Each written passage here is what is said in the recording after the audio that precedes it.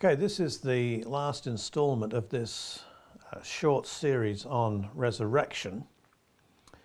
And what I want to do in this short segment is talk about the relationship between the resurrected Christ and his second coming in glory and in power to this earth, and the transformation that will bring about of this physical world.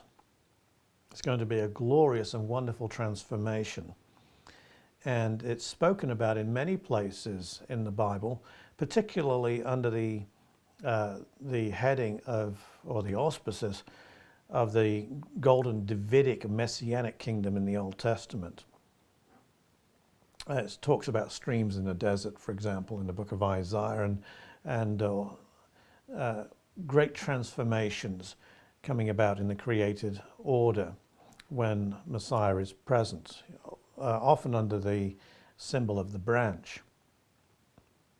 And yet in the New Testament it is also clearly spelled out. Jesus in chapter 19 of the book of Matthew speaks about what he calls the palingenesia, the regeneration of planet Earth. Now, the regeneration of planet Earth makes complete sense if you believe the account of the cursing of the earth for Adam's sake in Genesis chapter 3. Remember that God cursed the earth there, and you can read about it.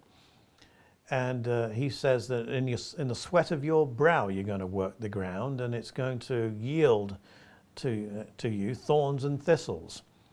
And it certainly has done that. Well, thorns and thistles are not part of the original plan of God.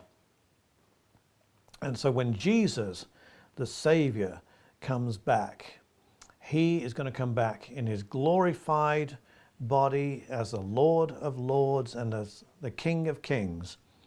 And he's going to also come back as the Prince of Peace, and he will bring peace, a true shalom to the earth.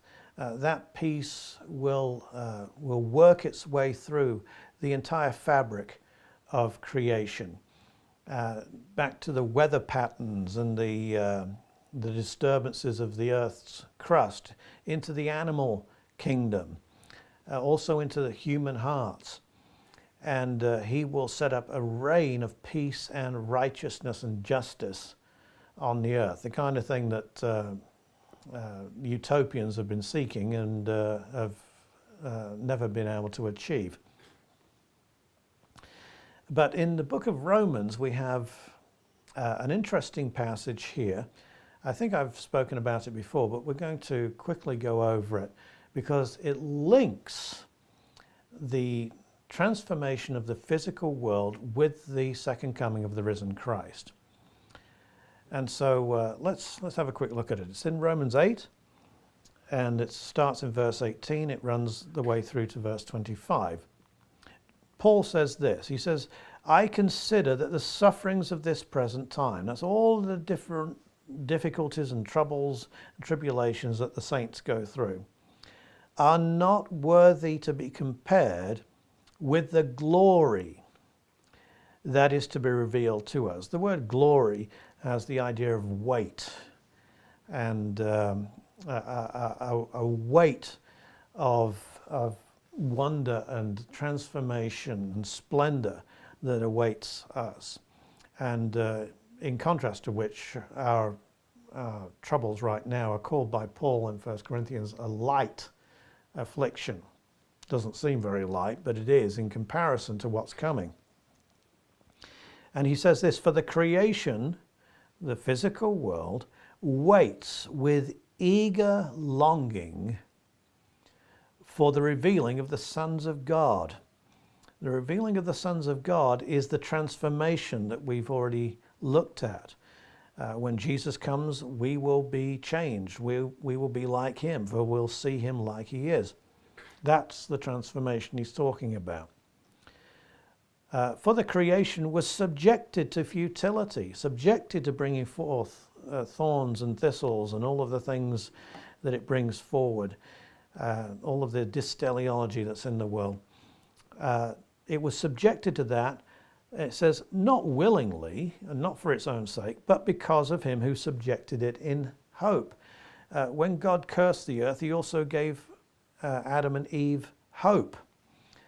It was cursed for their sake because of their disobedience to God and their misuse of the earth. Remember that God told Adam not to eat of the fruit of the tree of the knowledge of good and evil. He did eat of the fruit of that tree, and therefore the earth out of which that tree grew was cursed for Adam's sake. And Adam himself returned to the earth, ashes to ashes, dust to dust, that we're all familiar with.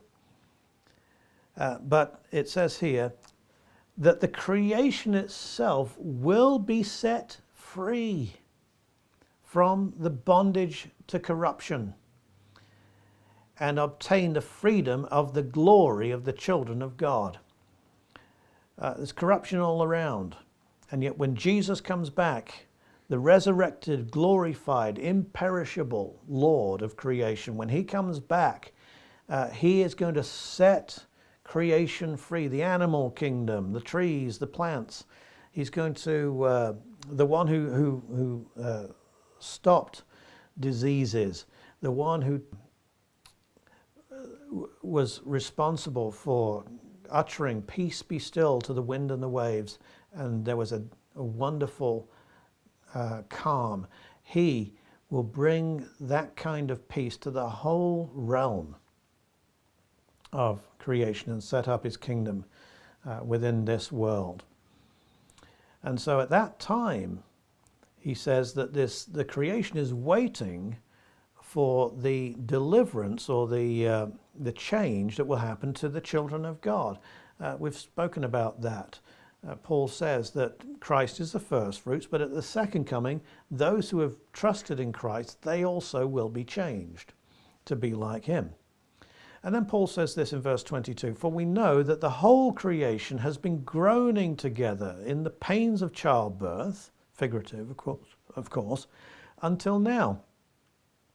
And not only the creation, but we ourselves, who have the first fruits of the Spirit, we've got a down payment because we've received the Holy Spirit. If we've trusted in Jesus, the Holy Spirit has come into our lives. That's what it means by being born again.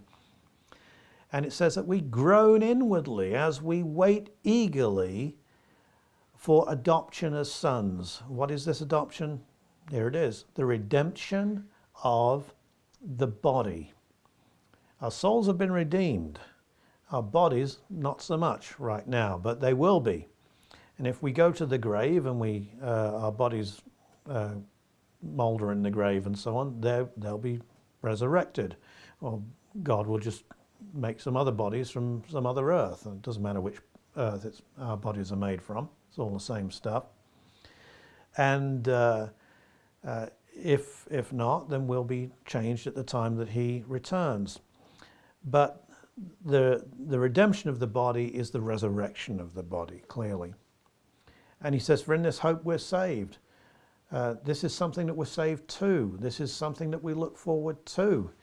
It's not just that Jesus died on the cross and we have our sins taken out of the way. It's that Jesus also rose from the dead and we also will rise. That's the hope that we're saved in.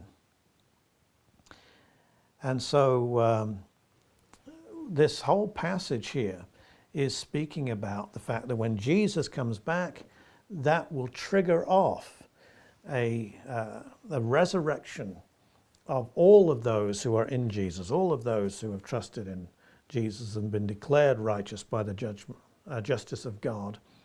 They will be raised, and then, well, they won't be raised into a world full of thorns and thistles and wild beasts and diseases and all of the rest of it, and awful weather patterns and tsunamis and earthquakes.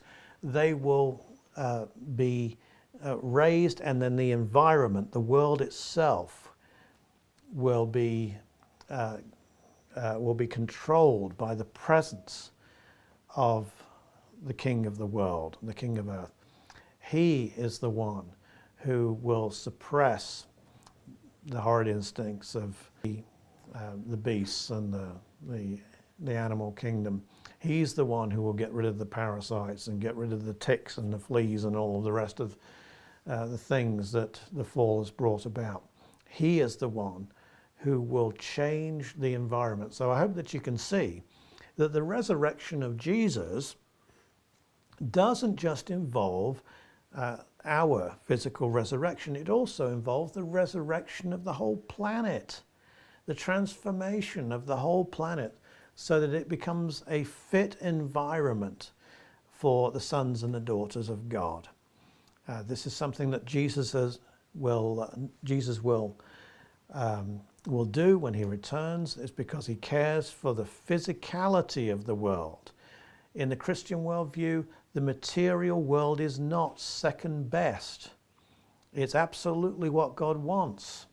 We've been made physical and spiritual beings, and the physical and the spiritual are not opposed to one another like in Greek thought, but they go together, they dwell together, they work together, or ought to and will do when Jesus returns. And so that's what we're waiting for. So the last prayer of the Bible is my prayer here. Even so, come, Lord Jesus.